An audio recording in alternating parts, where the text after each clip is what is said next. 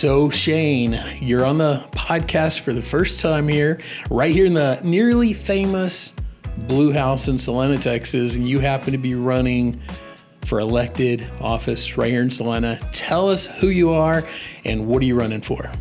Well, thank you, Ron, and thank you for having me here today. Really appreciate it and appreciate everything you do for the city and thank you. The involvement that you have shown over the years.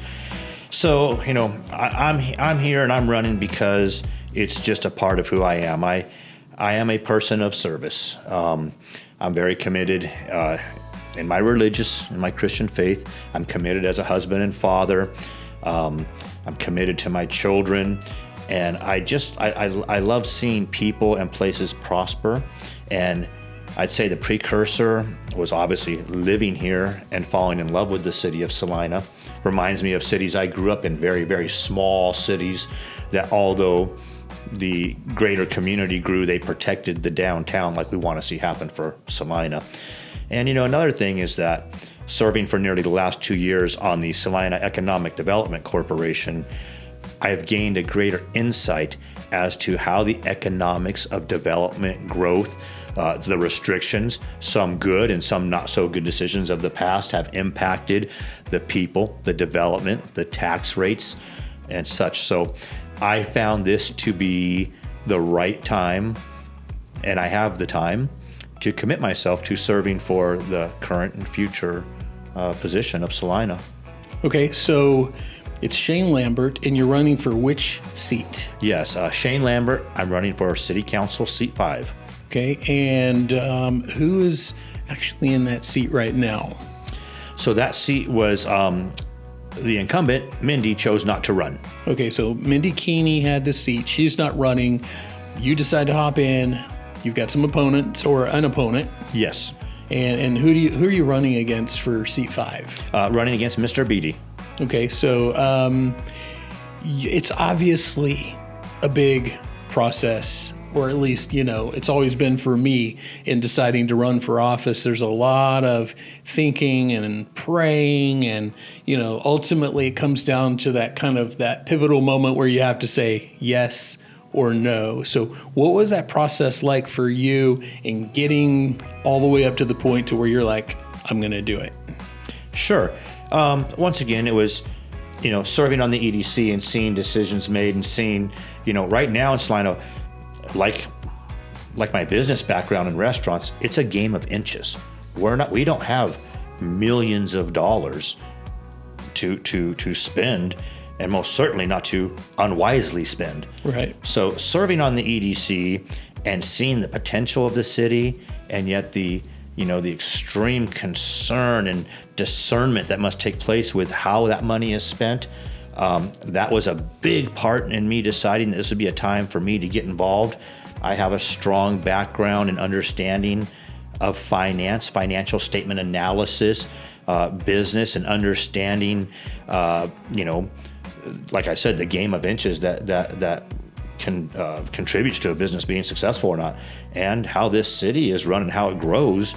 Right now, it's a game of inches. Every single financial decision has to be weighed very carefully so that we protect the citizens. We simply cannot have any increase in tax rates or property taxes. So okay. How we spend the money coming in is important.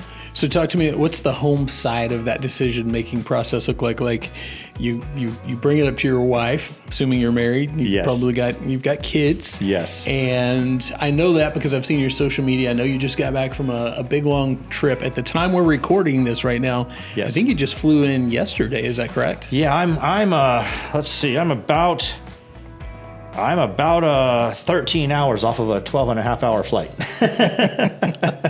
So on the home side of that decision-making process, what does that look like? Is it, sure, do you bring it up? Does your wife initially think you're out of your mind for even thinking about doing it? And what does that process look like to get you to the point where you actually go down, follow your treasurer, and make it known to everyone in the world, hey, I'm running for office?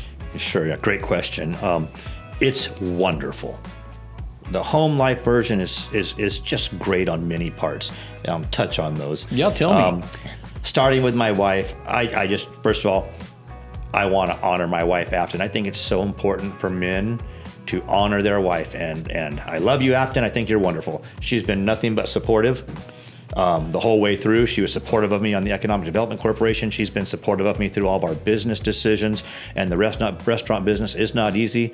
We've lost restaurants, we've built restaurants, and she's been supportive every step of the way. Now let me transition to my father. I am so fortunate that my mother and father, 83 years old, live right across the street from me in Celina. Oh, wow, that's really nice. My father was the president of the Chamber of Commerce where we grew up. He ran for city council. He was a campaign chairperson for Jim Brulte, a former senator in California, and successfully ran a campaign for a California mayor. So there's a little bit of this in the blood. And my dad is so supportive and proud of me. And then there's my daughter, my 21-year-old daughter, Quincy, who we went to go visit in Rome. She's in her second semester of her junior year with Loyola Chicago University, pursuing a degree in political science. She just has been accepted to 2 internships, one with Congressman Hearn, another one with Congressman Jim Jordan. And so for me to be able to just follow in some of the family footprints and set a good example for my children and have the support of my wife, like I said, it's wonderful. I've got support all the way around. So talk to me just a little bit about what you do. Like, obviously, you are a business owner, and I think, I don't know if you want to share what businesses you own, but they're fairly well known. So do you want to share any of that with us? Well, sure, yes. So I am a part of an ownership group of a local restaurant company. It falls underneath the umbrella of Apostrophe D, but the restaurants we own are True Fire, which is located in Frisco, and that's a Mediterranean Italian restaurant. And then we also own Killapai, which is a Detroit-style pizzeria and Italian bistro that's located in the Gates of Prosper. Now, outside of that, 7 years ago, my father and I, having experienced, helping people through our church and stuff, we came to meet people who were going through alcohol and drug recovery and recovery homes. And so we would go visit those and doing prison ministries and whatnot. And we saw what a horrible way that these sober living homes were being conducted. 3 bunk beds, 6 men to a room, men in the garage.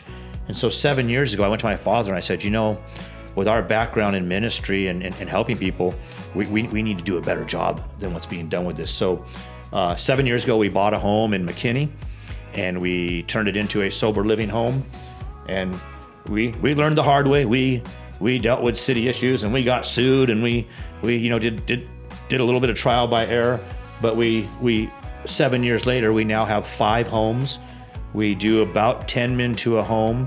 So we have 50 men that we mentor through recovery. And it's not just alcohol and drugs. We mentor men on recovering from alcohol and drug addiction. We see families reunited. I personally teach finance, how to manage your banking, how to go to an interview, how to hold your head up high, and how to talk to somebody, and how to keep that job.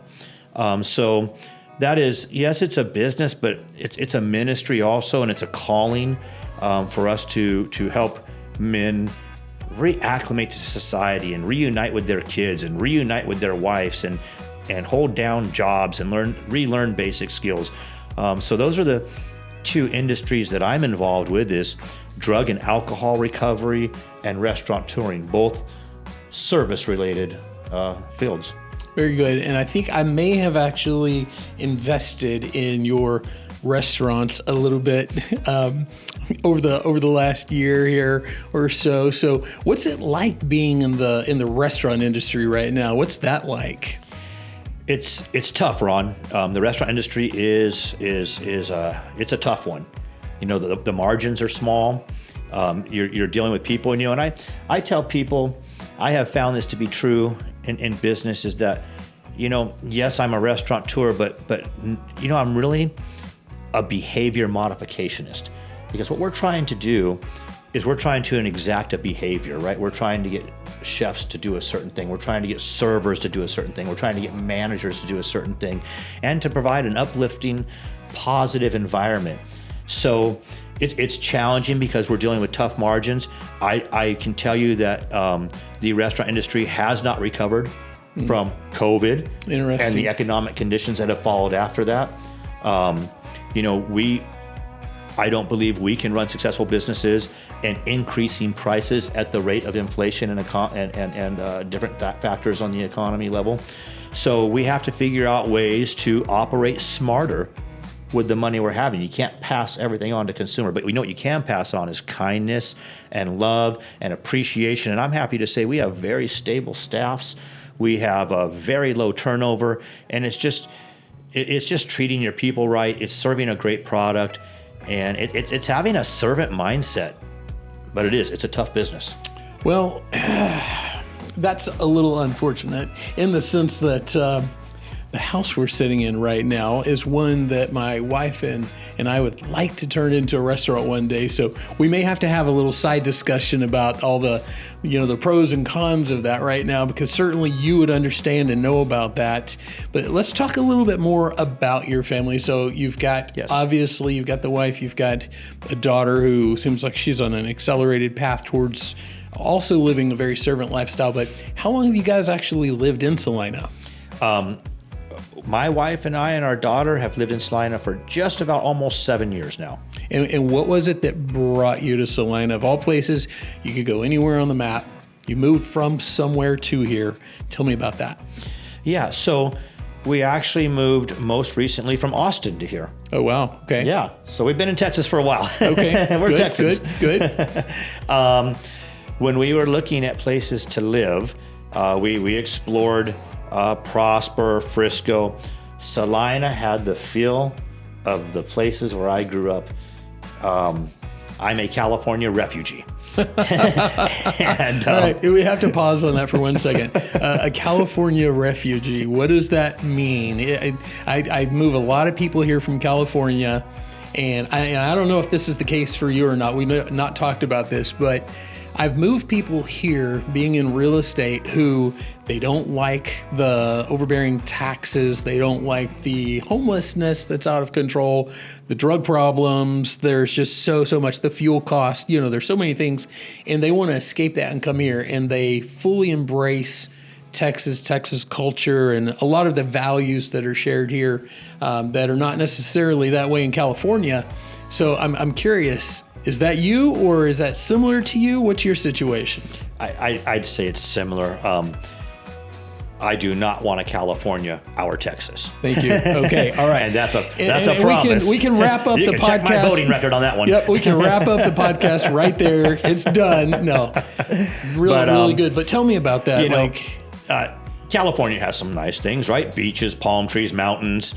I think most of the people there are pretty nice, but politically, cost-wise, like you mentioned, I feel bad for the homeless segment. I really do, and we have homeless people that we take off the streets and help in our sober homes. I think we have an obligation to help people, and the more blessed we are, the more we should be helping people. I just don't believe and don't trust the government to do that for me. Gotcha.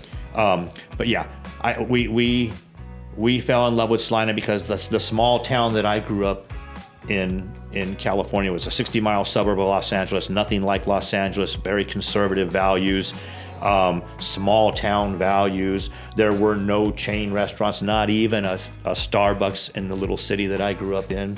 I then later moved to Napa, California, where once again, the little town I lived in, St. Helena, other than A&W, root beer and burger stand, which was grandfathered in, no chains. It was all small town, cool stuff. And Celina has that, and it's going to keep that. So that's a great segue into how do we keep that? Because that's one of the big deals is obviously, literally everybody wants to move here. And there's a lot of different thoughts out there. And this is such a rehashed concept. And so we're not talking about any new territory here, but, we all came here at some point. Very few of us actually were born and raised and grew up here. I've been here since 93. So what is that, 33 years now? So 33 years, I've seen this town go through many, many changes. It was either 1,700 or 1,900 people when I came here. Not even 2,000 people. It was a very different town, a very different square, different types of businesses, and a whole lot of history and a whole lot of people who we used to have, just as an example, things that you don't see anymore is we used to have like a town marshal. Okay. We had a few reserve police officers. I was one in the beginning. And a town marshal who would drive around and patrol, and stuff like that. That's how far back I've been in this town. And so fast forward to now, and one of the thought processes out there is how do we stop people from coming here? And I think we can all safely say at this point, we're not going to be able to do that. They're coming here.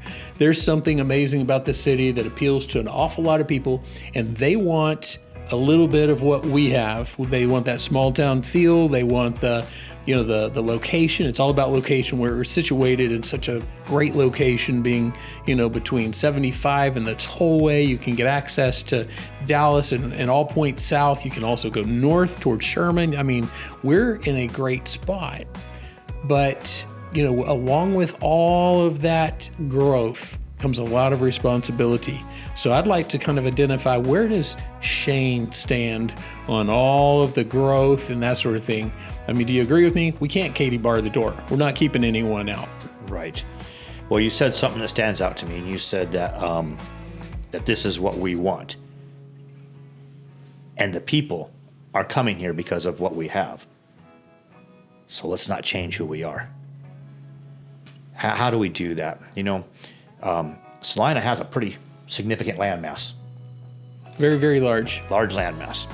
And the downtown can, will, and should be protected to maintain and stay what it is. And, let's acknowledge what's happening. We've got some big box companies coming to town.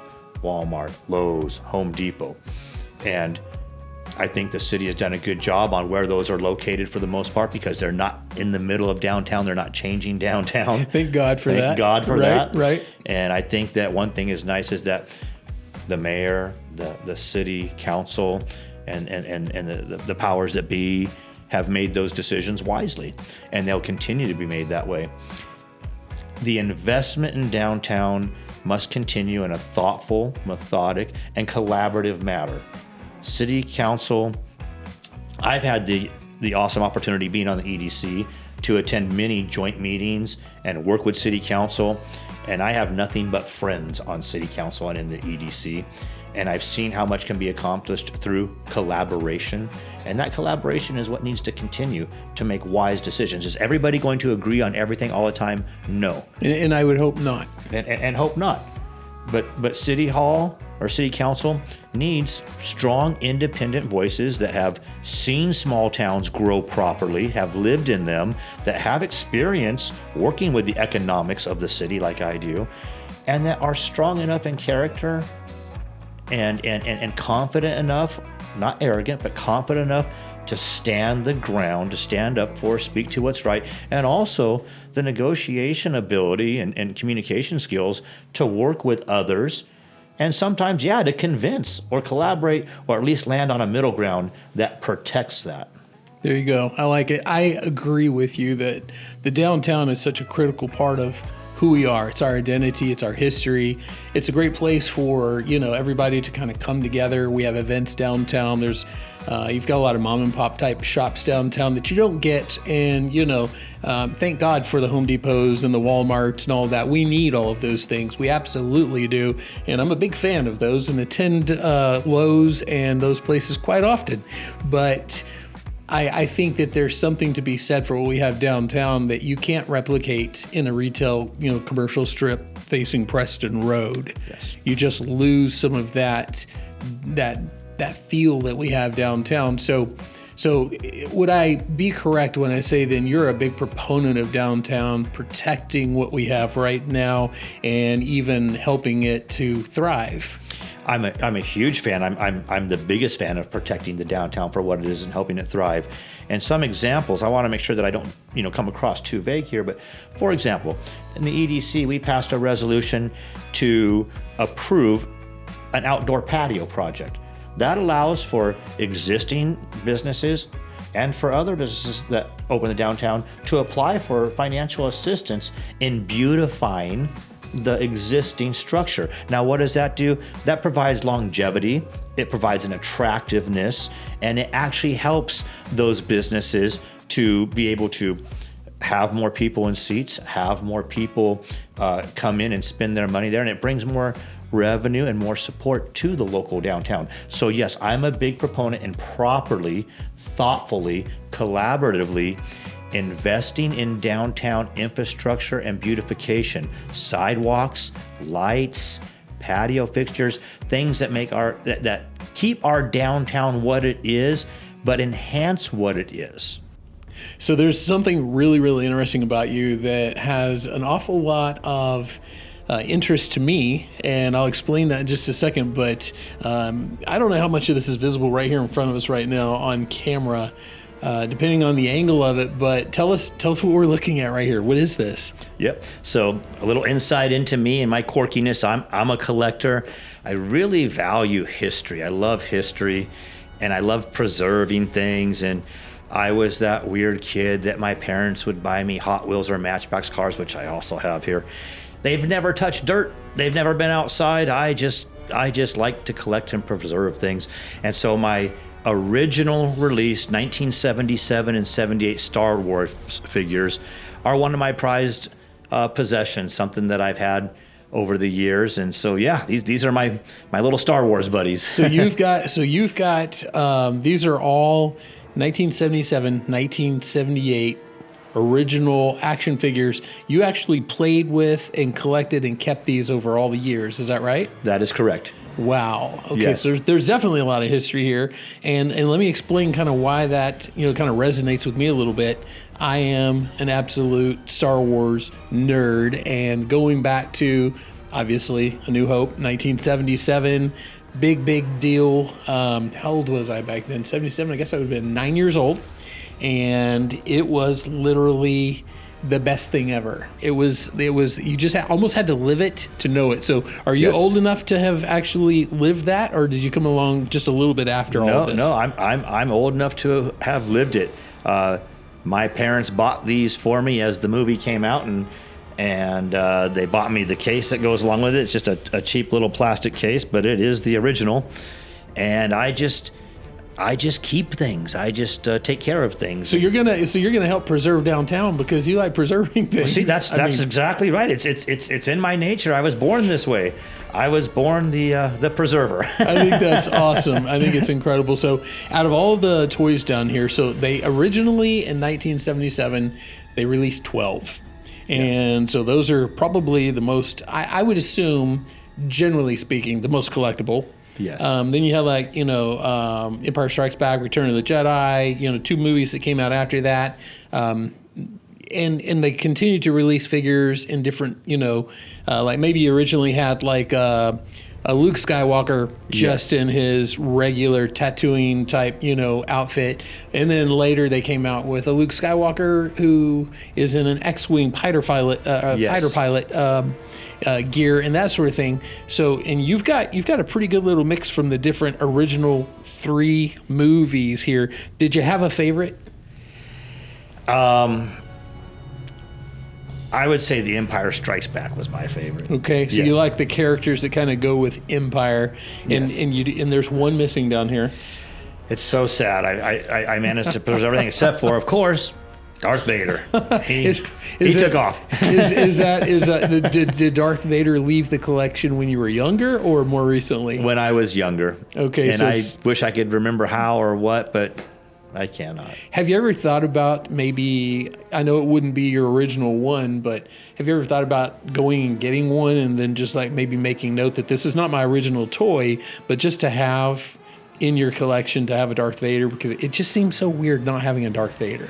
It does seem so weird. Doesn't it? But there's 2 problems with that. Okay. One is that it just wouldn't match for me. It wouldn't.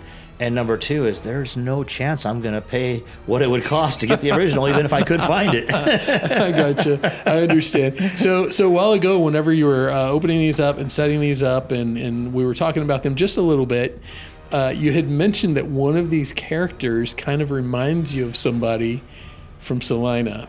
You want to share that real quick? I think that's really, really awesome. Well, I couldn't help but noticing when I pulled Obi-Wan Kenobi out. I don't even think I need to tell you who he reminds me of, but this is my good friend Gentry Pace. Love you, Gent.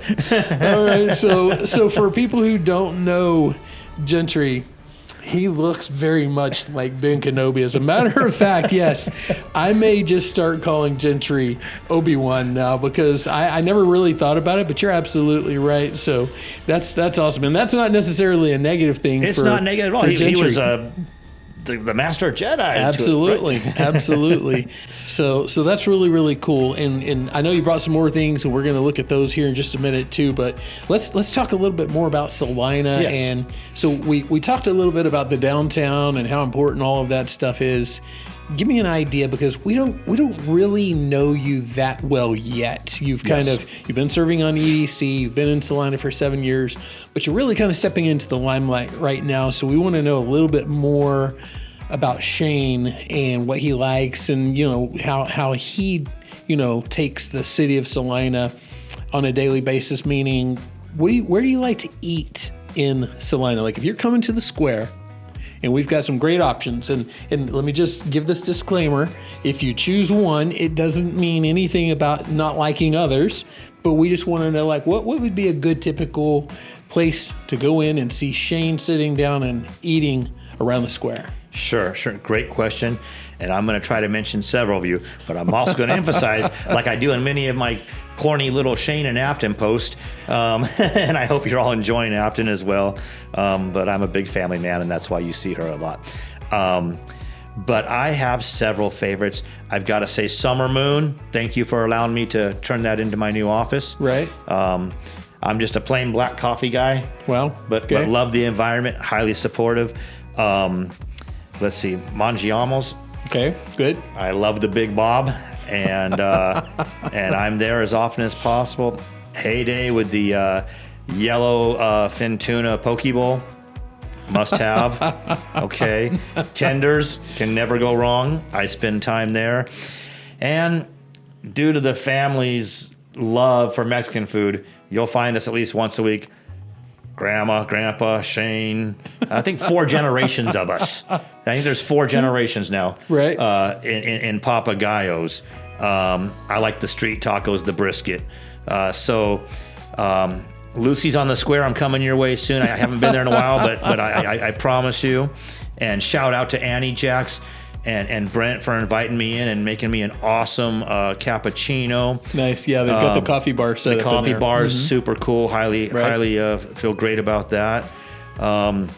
Wow, there's a lot to love about downtown Celina, isn't there? There is. Downtown Celina is absolutely amazing. And you mentioned Brent. That's the gentleman that you're running against right now. He happens to be married, or I guess co-owner of Annie Jack over there. And so you said he invited you in and you had a cappuccino or whatever. Yes. Talk to me about your relationship with him. Did you guys know each other before this came up? And what's that like now? Sure. We did not know each other before. And we met briefly at a EDC event at 229. And Brent actually came up to me, and thank you for doing so. It was really admirable and appreciate that. Invited me to, and then I reached out to him and said, hey, let's get together and, let's get to know each other. And what a great gentleman. I absolutely respect his education and military training, and thank you for what you've done for our country and for the community. I think Brent's a very good guy. Yep, and I have also invested a fair amount of money in his wife's shop there, or I guess in their shop. Yes. And do you guys ever go on? Does your wife like to shop in Annie Jack, Willow House? Does she do all of those things on the square as well? Yes, she does. The answer is yes. Yes, with a smile on your face. That's right. Exactly. Well, I think that, there's a lot of growth going on, and I think, it's very almost cliche now to say that we've got to kind of manage that growth, yes, that sort of thing. So Talk to me, speak to that just a little bit. What does it look like when somebody says we have to manage that growth? Going beyond cliche, what does that mean to Shane? To me, managing the growth means that you have to have the acclimate to know how to look at a proposition and know if it makes sense. You've got to be able to read a financial statement or proposed financial statement and say, does the top line, the cost, and bottom line make sense? And there's been situations on the EDC where I've been the one to speak up and say, this doesn't make sense. And it's about protecting the investment of the city, but it's also about protecting the individual. I have seen too many times, especially in the restaurant industry, somebody pull together their life savings with ill-informed and lack of experience and knowledge of what they're doing. And nobody wants to see somebody go bankrupt or an empty building occur downtown. So what it means is being able to look at the finances. Do they make sense for both the city and the individual who's looking to start a small business? And the decision has to be based upon, you got to have the strength of character and the knowledge of finances to know, is this a good way or bad way to spend the money? And there's also responsibilities. There are some things that are tenant improvements for a business and some things that are restorative and the city should participate in. Those decisions can't be taken lightly. As I said earlier, it's a game of inches right now. We are growing. We're not deep pockets right now. I think the signs are there that we have more income coming in, and that's great. But even more reason to be conservative, thoughtful, and responsible on how we invest that money. Very good. And so, we're facing a lot of different challenges as a quickly growing city and a very diverse community. Talk to me about what you foresee as maybe, if you have to choose one of the challenges that we're going to be facing, in say the next 3 years, what might one of those challenges be?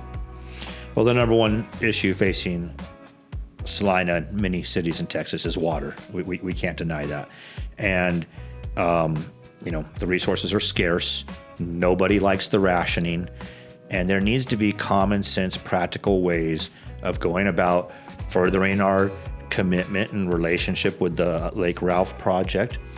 I think there's things that aren't talked about and collaborated enough as far as, instead of just randomly imposing restrictions, I believe there are certain times of day when the water reservoirs are more plentiful and it's a wiser time to water. I think that in time there can be ways to have incentives to those who comply to those regulations, to where that can actually ease some of the water bills and some of the pressure that's put on the citizen. But moving into the future, our relationships, collaborations, negotiations, and building proper reservoirs and increasing the water supply, not only the ability, but the way that we handle it is fundamental. It's the foundation for which other things can grow upon. So that's the number one issue facing the city, and it's something that we've got to take serious and we've got to have communication and collaboration on. So if we can get past the water just a little bit, let's say that we get that situation resolved and that's no longer the biggest obstacle or thing sitting right in front of us. What do you think, what sits behind that? What's the next thing in line, or what else might we see lined up real close to the water issue? That's out of the way. What else are we looking at as a community? Roadways, sidewalks, paths, parks. Okay. Something you've thought about, obviously. Talk to me about that. What do you mean?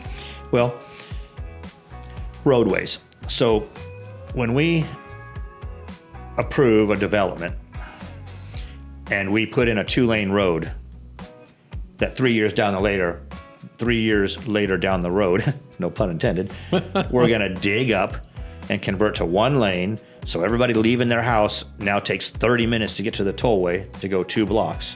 And we're now pouring a bunch of money into something that could have been perhaps done more efficiently and effectively in the first place. I think that's important. So future development. Current conditions. We can't ignore roadways that need repair. And I understand a lot of it's NTTA and some of it's county, and we have a close proximity. We share a lot of these decisions with Prosper, but once again, collaboration, communication, negotiation, roadways. So those are some of the good examples of how to go about and approach the roadways and the development and the re-enhancement of existing roadways and sidewalks. There's going to be a certain number of people who live downtown who aren't always going to be, maintaining or keeping what they've always had. And that's a tough problem. So can you address that just a little bit? How do you deal with and respond to people who, we'll use my house as an example. Let's just say I did live here, and now I'm like, Shane, I don't want this 400 car parking garage across from me. I don't want to have to look out and see that thing. How do you address that? That's tough, Ron, and there's probably not a answer that's going to please everyone, but I would look at it from the aspect of growth is going to happen.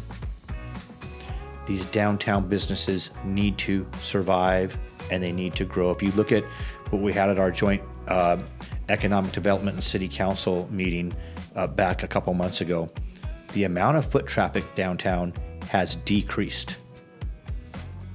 And we're not going to be the city of a beautiful, charming downtown if we don't allow some enhancements that protect and provide for all the business owners. And that in part, it does absolutely help the citizens. So are there going to be some tough decisions on locations of things like the parking garage? Yes, but what we can do is we can be very thoughtful and resist certain annexations and eminent domains so that, the people can remain where they are, have what they have, but there are going to be some enhancements that probably change to some degree the aesthetics. So there's not always going to be an easy answer. There's not going to be an answer probably ever that's going to make everyone happy. And let's just talk about in this particular case. And the reason that I'm not up in arms about that 400 space parking garage is because I do believe that while it may not, if I lived here, it's not going to be a happy day for me to have to look out and see this big thing. But at the same time, I have to understand that it does make it better for all of my neighbors, my community, my city. And so sometimes it's a matter of like asking for something extra from me, a little more sacrifice for the greater good almost. We need parking downtown. We want everyone to have that great experience. So yeah, it's unfortunate that becomes your view now, but as a city, here's what we're going to do. We're going to make that parking garage look as nice as we possibly can. We want it to aesthetically look nice. It's not going to be, we're going to maintain it. You're not going to have to worry about looking out there and seeing this building. Oh, and by the way, the weeds are 4 feet tall around it. And, we're not going to do that. We're going to be responsible with what we do as well, because we owe that to you as citizens. And maybe, and this is just me talking, and my mind works in, somewhat different ways sometimes, very much as an investor, maybe the fact that there's a 400 car parking garage across there, maybe there's a way that we could rezone this property, turn it into something that would actually benefit from having a 400 car parking garage across from me. So now maybe, maybe I'm sitting on an asset that actually has high value, and I could leverage that to purchase a home somewhere else where, there's not probably going to be that kind of growth. So I think that what you said, that collaboration, communication, and working out things like that hopefully are going to be possible in many of the cases, not in all. Sometimes it's just simply going to be the luck of the draw. This is where you happen to choose home, or your family did, and that's super unfortunate. We've had this property in our family for 40 years. Wow. And now they're putting in a big, whatever across from me. City Hall is going to go in here, or they're knocking down that whole side of the road so that they can do this or that, widen the road or whatever happens. So it's going to be difficult going through that stuff. And we've faced challenges recently in other ways in Celina I'd like to get your take on all of the stuff that has happened with the ISD recently. Yes, it's very unfortunate, and I have a great niece that attends Celina High School, and so we never ever want to have to see what happened for so many reasons. It's not reflective of Celina. It's not reflective of Celina ISD. It's something bad that happened within Celina ISD. And it's a good time for an election. It's a good time for further collaboration. And it's a good time for us to, I really think, we need to gather around and support Celina ISD. We need to have stronger, you're going to hear me say this a lot though, and I'm just going to go on one little side tangent real quick. A lot of the things that we're talking about, politicians say they're going to do. Oh, we're going to have this, we're going to collaborate. But I am committed 100% to having those conversations, those relationships. And although the ISD operates independently of the EDC and the City Council, it doesn't mean there can't be stronger involvement, collaboration, and communications. So right now is a time of healing. A lot of good decisions have been made. We welcome the new head coach from Wichita Falls. We have an election coming up for the ISD. This is the time for us to be a community, to rally around the ISD, support the ISD, have stronger communications, involvement, and not just someone sitting here saying that, but once elected, actually do that and influence the rest of the board members to do that. It's a time of healing and rebuilding.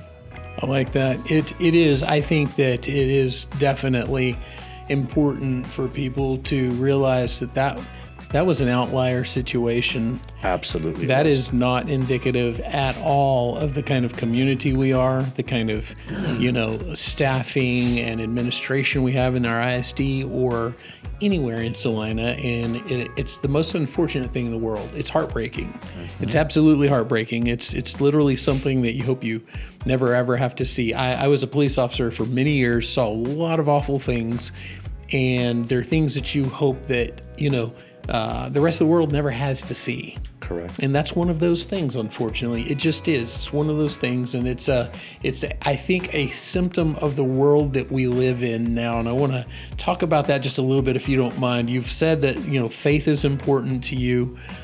You mentioned that, you're a Christian and that you utilize prayer a lot in the things that you do. So talk to me a little bit about that. Talk to me about your faith and how important a role does that play in your everyday life?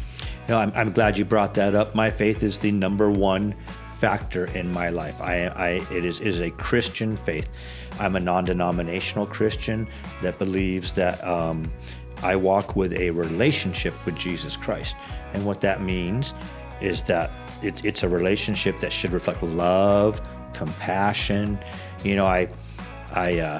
I get up every morning with my wife and I hold her hands and I pray over us.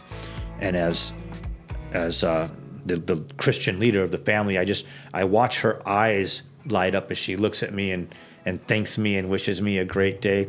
And I believe every day that my wife and I, my children, we walk out of the house with that armor of protection of Jesus Christ around us. It 100% is who I am. I find my identity as a man who walks in Christ's faith. And it's interesting because I've met with a lot of people like yourself, Ron, who I deeply respect. And one person told me, Shane, don't lead so much with the Christian thing. Maybe throw it in at the end. But I'm going to tell you this. The scripture says, if you deny me before man, I'll deny you before the Father. So I'm never going to deny my faith. It is the moral compass that is the basis for my decisions, my thought processes. I'm a sinner. I'm a foul person, but I return every day in prayer and try to do better. And how that will impact me on the city level is that those morals, those guiding principles that are found in the Bible, those Christian morals and standards are the morals and standards by which I will base my decisions and thought processes on. While it may not always be, the end thing to do, and certainly, our faith is under attack a lot right now, more so than, in my recent memory. But I think that it says a lot about you, because somebody doesn't actually have to be a Christian to realize that there's an awful lot of what you just said, the morals, the values, affecting your judgment, how you will lead, what kind of person you are as a leader. Can we count on you? Are you honorable? Are you deceptive? What are your practices? And politicians in general, there's a lot of power plays out there. Not always are people as motivated or driven or beholden to those same values. Yeah. And so I think, and I'm just saying all of this to say, thank you for standing up for that. Thank you for being that man. Win, lose, or draw, I respect that so very much. I think that's just absolutely incredible. So thank you for that. Speaking about that, we do have a little bit of this group mentality in Celina right now. And without getting, too much down in the weeds with all of that stuff, it's if you draw a little closer to the political climate in Celina, you realize that there are two distinct groups that they kind of align a lot with each other. There's one group on one side that has a person on city council, and he kind of calls the shots in that group. And then you've kind of got the other group, and my idea of how that one works is there's also another person on city council that kind of, is kind of the ringleader of that group. And I don't think it's necessarily a bad thing to have people that you align with more in ideology or, concepts and things like that. But where it does become a problem is when the two groups start having such disagreement and allowing that to roll over into their decision-making processes and stuff. So let's just make an example. Let's say that there's a project and you and I are in a particular one of the two groups, and the other group, something that they did, we didn't agree with, whatever happened, and now you and I feel like we need to enact a little bit of, I wouldn't call it revenge, but we need to kind of even the score a little bit. Maybe we feel that way. So we might be inclined to vote against something that they support next. That is completely disregarding the citizens of this city, the people that we're here to serve. That is disregarding them completely. And that's where that group dynamic becomes toxic. And as far as I'm concerned, has no place, not only in our city council, but in any sort of a leadership position like that. You don't need to have those things. So I know you're aware of the two groups. I know that you've seen some of that. How do you feel that group dynamic is going to play out, and what will your role be in that? Yeah, no, great question, and it's sometimes unavoidable. I will say that I have thoroughly enjoyed being on the EDC and having outstanding relationships with every single person on the EDC and the city council. Friendship is something that happens. Friendships align from proximity. They align from shared values. They align from running into each other and doing things. I have formed closer friendships with some people than others because of proximity, because of different coincidental alignments outside of anything political. And I'm not going to deny those friendships. Getting back to my identity. I teach, as I mentioned earlier, the people in our sober living homes, we have over 50, I teach them identity. Who are you? What do you stand for? And I'd be awfully hypocritical if I spoke about identity as much as I did and walked in the identity that I just claimed I walked in if I didn't hold true to that identity. Now let's address the elephant in the room. Ryan Tubbs, Shane Lambert, and Shay Scott have a lot of signs next to each other. You know how that happened?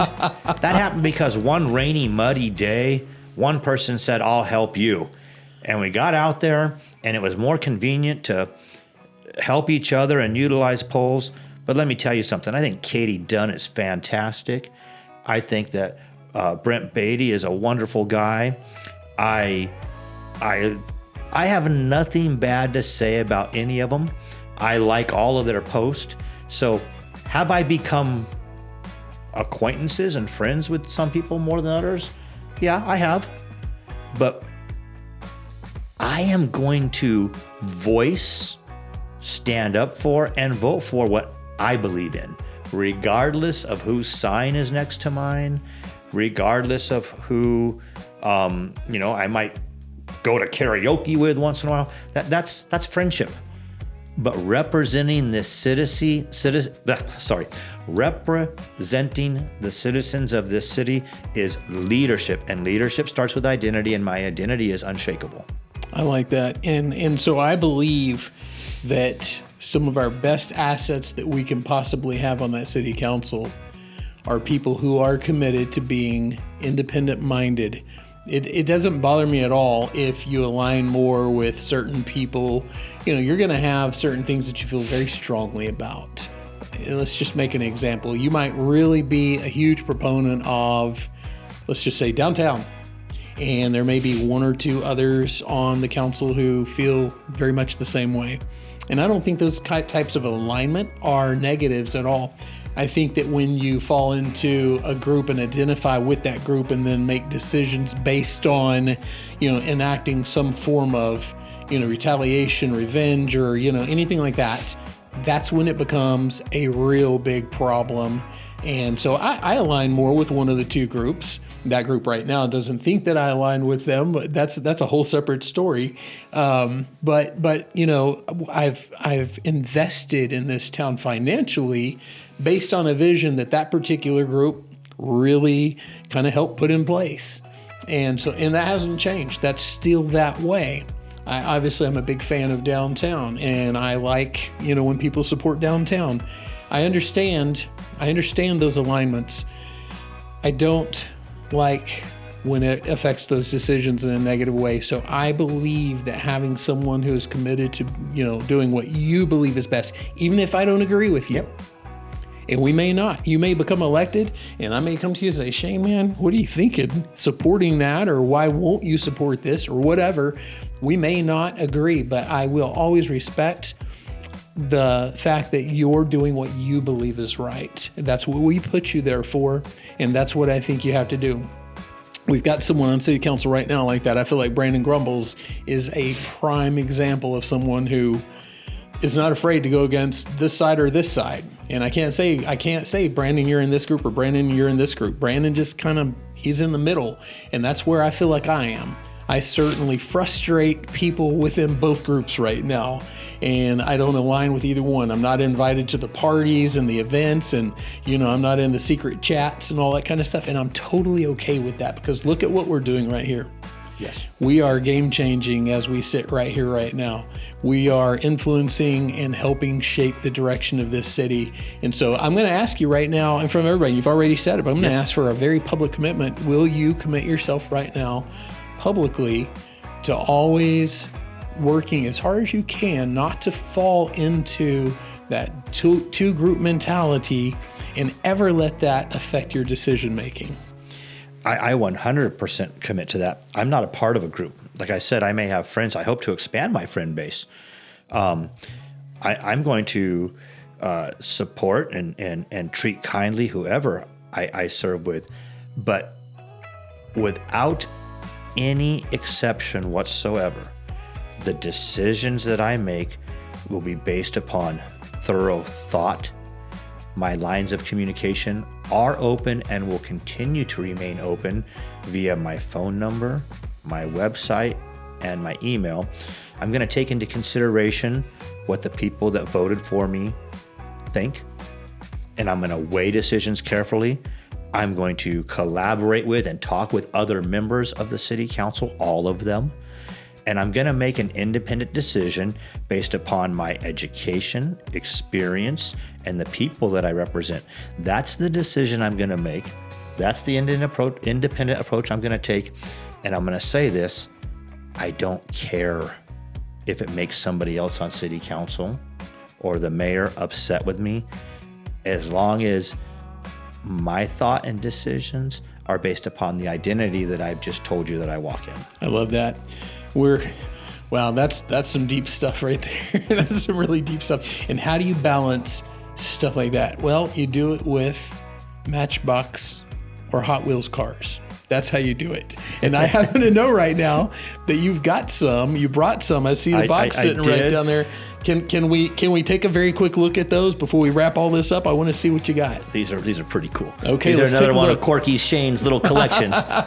We've got Star Wars characters on the table. We've got Star Wars, but this is another one that super interesting. These are very near and dear to me. Another one of my collected things. These are Matchbox cars that are roughly from 1975. Let's see, this one here is, 1978.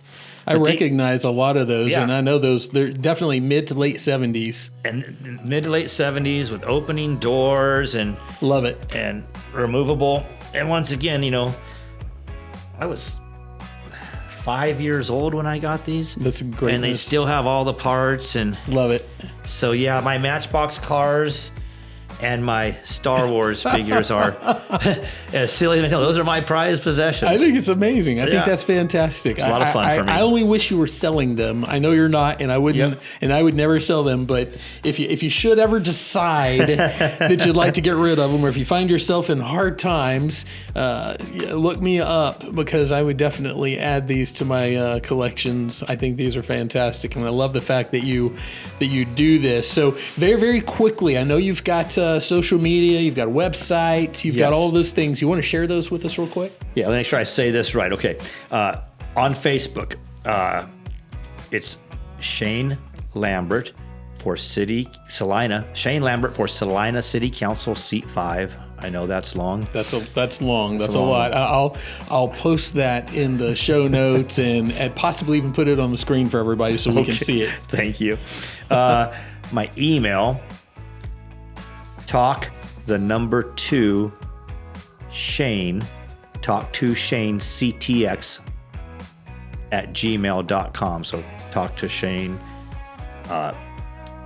Celina, Texas is the CTX. Talk to Shane CTX @gmail.com.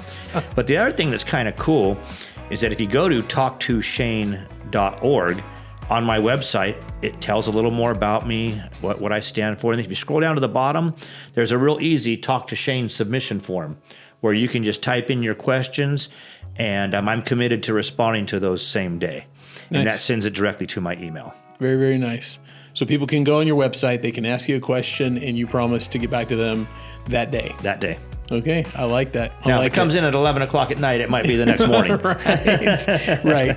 Not including hours that you're actually sleeping. Right. So, right. I gotcha. All right. Awesome. So thank you for doing this. Thank you for coming on the show. Thank you for being as open and honest and to a large extent vulnerable. There's, it's uncomfortable to do this. What people don't see is there's a lot of lights up here. There's a camera right there. You've got a microphone in your face, and largely you don't know what we're going to talk about. No. I told you, obviously I'm going to ask you, what do you love about Celina, or where do you eat? Some of the basic things. I'm going to ask those. But most of that stuff, you had no idea that was coming. So thank you. I appreciate that very much. And so I always say this to people when they come on the show: win, lose, or draw, would you be willing to come back and talk to us again in the future? Anytime. Thank you for doing this. Thank you for having me. And I would absolutely come back anytime. All right. That sounds good. All right, guys. And that is Shane Lambert.